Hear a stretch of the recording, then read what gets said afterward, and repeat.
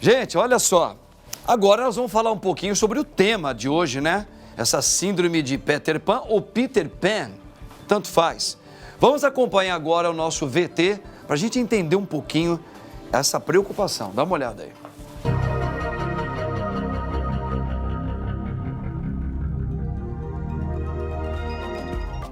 Você já assistiu ou pelo menos já ouviu falar sobre as aventuras de Peter Pan?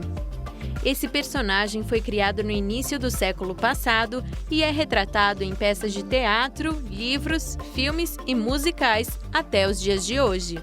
A chamada Síndrome de Peter Pan ganhou este nome porque é tida como um conjunto de comportamentos comuns de indivíduos que têm dificuldade em se ver como adultos, em adquirir responsabilidades e aceitar os nãos que a vida nos dá. Geralmente, essa síndrome é mais comum em homens, que mais facilmente possuem dificuldade para amadurecer, mas também pode acometer mulheres. Essas pessoas costumam ter bastante dificuldade para se desvencilhar da infância e da adolescência, não querendo ter responsabilidade pelos seus atos. E assim, agem de forma imatura e rebelde.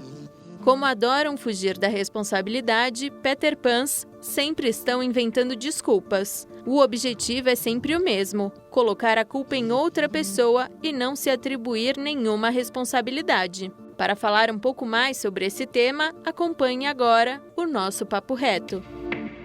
Olha aí, minha gente bonita, um assunto muito importante. Por isso eu tenho a alegria aqui de receber mais uma vez o nosso querido psicólogo Gabriel Monteiro. Gabriel, muito boa tarde, meu irmão. Boa tarde, padre, tudo bem? Graças a Deus, sempre uma alegria tê-lo aqui, sempre com pautas interessantes para a gente desenvolver para os nossos telespectadores. Grande Gabriel. Gabriel, olha só, você reparou aí o VT, né? Essa síndrome de Peter Pan ou de Peter Pan, tanto faz.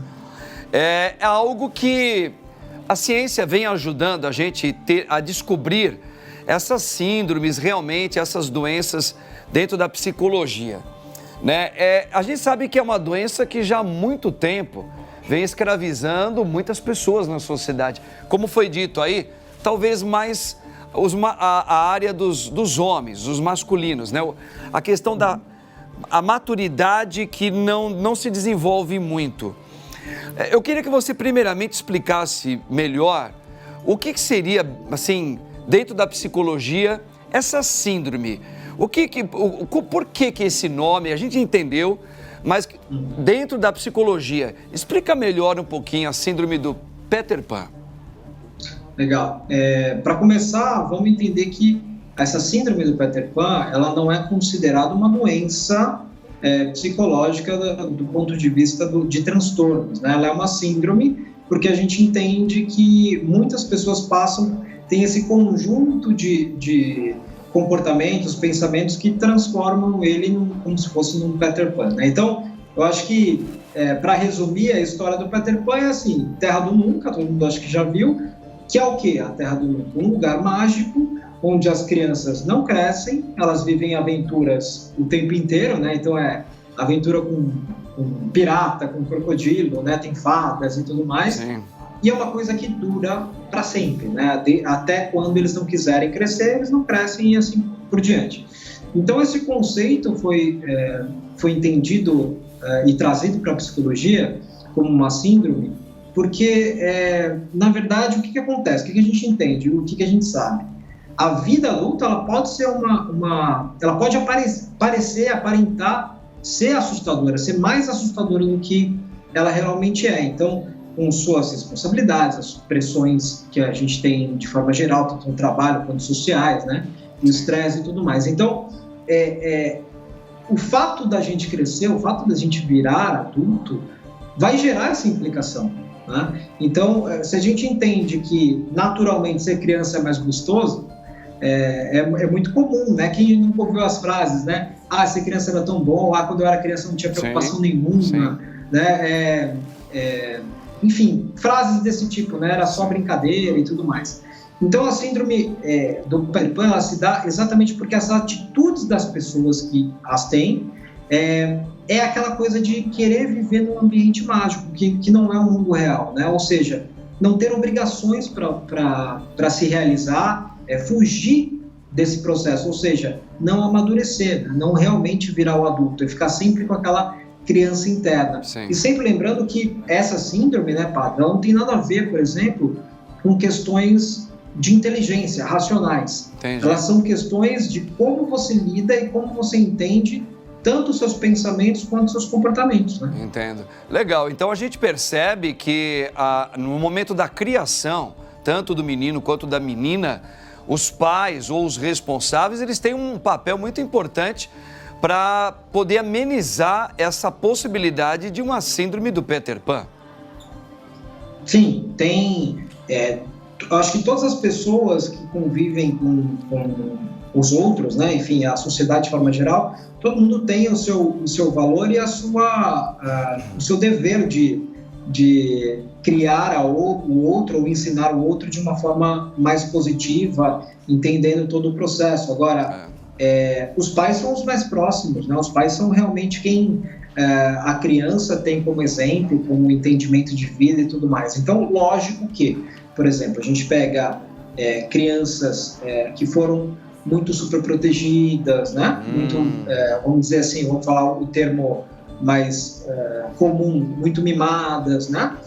Que tiveram muitas coisas, nunca se preocuparam com nada, os pais não dão tarefas para essas crianças fazerem, né? Não dão entendimentos de como é a vida, não mostram como é a vida, vivem numa redoma.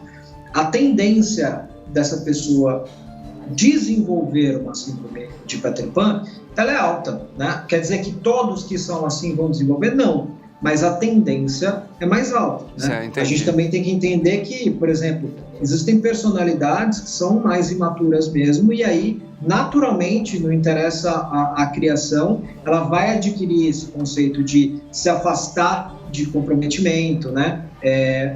Não querer amadurecer de forma nenhuma. Então, evitar qualquer tipo de comprometimento, tanto em trabalho quanto em relacionamento. Então, começa a afetar todas as áreas da vida. Entendi. Bom, parece-me que a palavra imaturidade, numa época da vida biológica que já deveria ter alcançado, parece-me que se chama essa síndrome de Peter Pan. É isso mesmo? Na verdade, a imaturidade é um dos fatores, né, do Peter Pan, talvez da síndrome do Peter Pan, talvez a mais que a gente consiga visualizar em comportamentos e tal, mas uma pessoa imatura, ela não necessariamente tem a síndrome, a gente considera como ela tendo a síndrome do Peter Pan, porque ela pode ser imatura em alguma área. Em alguma área apenas, tá certo. Então a gente tem que entender aí o que está causando essa imaturidade, né? Quais são os tipos de vivências que ela teve ou de entendimentos que ela tem para naquela área específica ela ser imatura ou não conseguir crescer e desenvolver naquela área. Perfeito. Agora, quando todas as áreas têm o mesmo tipo de comportamento, aí a gente já considera como síndrome do Peter Pan. Perfeito. Já vamos ter mais perguntas e mais conversas sobre isso, meu querido. Minha gente bonita, olha aqui, ó. O padre está aqui num alto assunto com o nosso querido psicólogo, Gabriel Monteiro. Grandíssimo e competente psicólogo. Gabriel, olha lá, então, legal. Então, nós estamos entendendo agora o que é a síndrome de Peter Pan, que não é bem uma doença, como você explicou muito bem. Isso pode ser em algumas áreas apenas. Agora, uma pergunta. Eu acho que, então, uma pergunta, uma dupla pergunta em uma só. Eu creio que todos nós temos um pouquinho, então, dessa síndrome de Peter Pan, talvez um pouquinho, em uma área mais na nossa vida, as outras não, mas e qual seria o caminho, se é que tem um tratamento, se tem um caminho para a gente melhorar isso? Legal, padre. É só tomar cuidado com o entendimento de que, assim, para você ser considerado uma síndrome desse tipo, né, do Peter Pan, basicamente todas as suas áreas têm que ter um comportamento de maturidade, tudo mais, né? Então, todo mundo tem maturidade em algum momento da vida e em alguma área da vida, isso é fato, né? E geralmente essa imaturidade, ela é muito relacionada algum tipo de medo, algum tipo de receio, né? Alguma ansiedade relacionada a um evento ou uma área da vida específica. Perfeito. E até aí, tudo bem, é tranquilo de se trabalhar e se superar isso. Agora, num conceito de quem tem a síndrome do Peter Pan, um tratamento psicológico, a gente faz um tratamento psicológico nessas pessoas, né, para trabalhar principalmente o autoconhecimento. O que é o autoconhecimento dentro disso? Primeiro de tudo, a pessoa assumir que tem esse problema, essa questão. Né, ela aceitar que ela precisa modificar alguma coisa. Né, porque não adianta nada ela ser imatura, nenhuma área da vida dela está indo para frente, ela fica dependente dos pais eternamente, né, não vai para frente nem no trabalho, nem no relacionamento, ela tem relacionamentos bem superficiais e nunca dá certo, porque ela nunca se compromete realmente com aquela pessoa e tudo mais. Então, às vezes a pessoa vive a vida inteira assim e acha que está tudo bem, acha que está tudo certo, acha que tem azar no relacionamento, no trabalho, enfim. Aí é um problema, por quê? Porque você não consegue modificar alguém se essa pessoa não quiser ser modificada.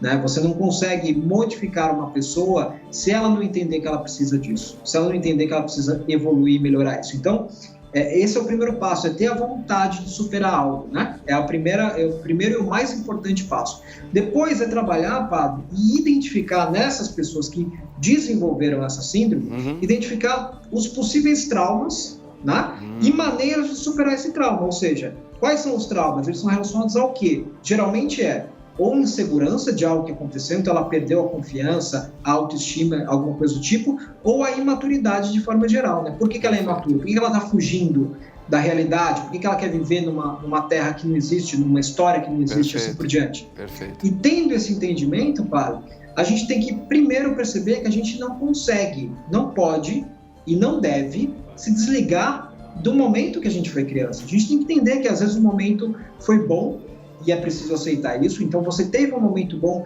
a sua infância foi muito feliz, foi muito maravilhosa, é entender que isso pode transformar e ser uma motivação para você transformar a sua vida adulta nisso. É correr atrás dos objetivos, tendo isso como combustível. Perfeito. Poxa, se minha infância foi maravilhosa, por que eu não pego isso e transformo minha vida de agora maravilhosa? Agora com novos conceitos.